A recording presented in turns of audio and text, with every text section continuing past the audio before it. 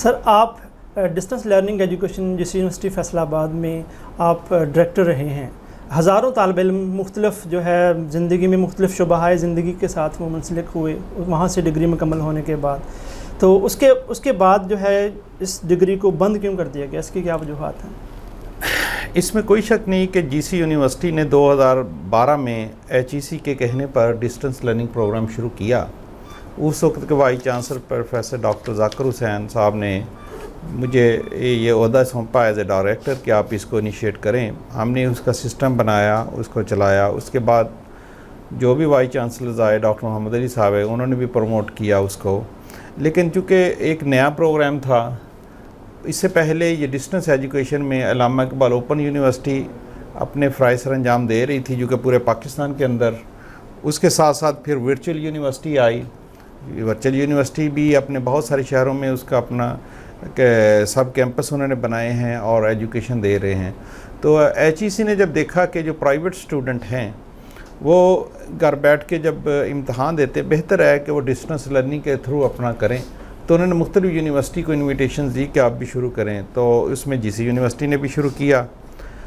بند کیوں کیا؟ اس کے پیچھے کچھ مسکنسیپشنز بھی آ جاتی ہیں، چونکہ نئے پروگرام ہوتے ہیں تو اس کی صحیح امپلیمنٹیشن میں کچھ پرابلمز آتے ہیں، نمبر 1۔ نمبر 2، جب ہمارا ایک پرائیویٹ سیکٹر جو ہے یہ بڑا سٹرونگ فیکٹر ہے اس کے اندر، آج کل ان کا بڑا کنٹریبیوشن ہے پاکستان کی ایجوکیشن کے اندر، کہ اگر پرائیویٹ سیکٹر نہ ہو تو گورنمنٹ سیکٹر جو ہے جو آپ اتنی اسٹوڈنٹ کی نیڈز کو، ایجوکیشن کی فیسلٹی کو کیٹر نہیں کر پاتا، تو ان کے کنٹریبیوشن سے یہ چل رہا ہے۔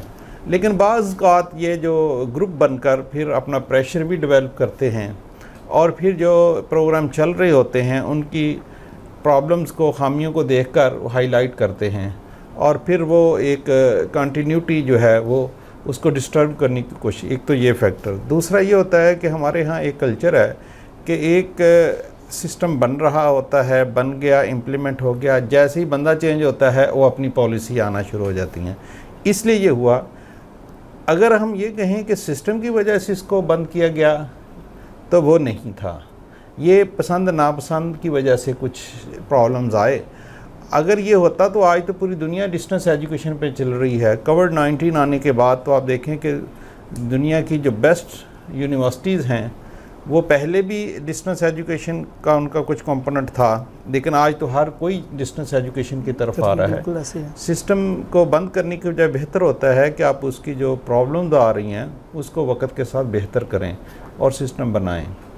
سر، آپ جس یونیورسٹی فیصل آباد میں ایجوکیشن ڈپارٹمنٹ کے ساتھ منسلک ہیں، آپ کیا سمجھتے ہیں کہ جس یونیورسٹی فیصل آباد اس وقت رینکنگ میں پنجاب میں دوسرے نمبر پر ہے، اس کا جو سٹینڈرڈ ہے اس کے بارے میں ہمارے ناظرین کو کچھ بتائیے گا؟ ڈیفینیٹلی جی، جس ادارے میں ہوں مجھے اس پہ فخر ہے۔ میں اس ادارے سے پڑھا بھی ہوں، آج کل وہاں اپنی جاب بھی کر رہا ہوں اور مجھے فخر ہے۔ میں یہ فخر سے کہوں گا کہ یہ جی سی یونیورسٹی اس وقت جو ہے ٹائمز ہائر ایجوکیشنز رینکنگ جو ہے، دنیا کے اندر بہت ساری رینکنگ ہو رہی ہیں، کوئس رینکنگ بھی ہے، ایکڈیمک رینکنگ بھی ہے، ٹائم جو ہائر ایجوکیشن رینکنگ ہے یہ اچھی رینکنگ کنسیڈر ہوتی ہے۔ اس میں ہمارا نمبر پنجاب کے اندر پہلا ہے، پورے پاکستان میں دوسرا ہے۔ جو انہوں نے رینکنگ کی ہے اس میں 600 سے لے کے 800 تک جو یونیورسٹیز ہیں ان کے اندر جو یونیورسٹیز آئی ہیں ان میں جو جی سی یونیورسٹی ہے پنجاب کے اندر وہ پہلی یونیورسٹی ہے جو اس میں اپنی پوزیشن بنا رہی، اور یہ کوئی میں سمجھتا ہوں کہ یہ اللہ کا بڑا کرم ہے۔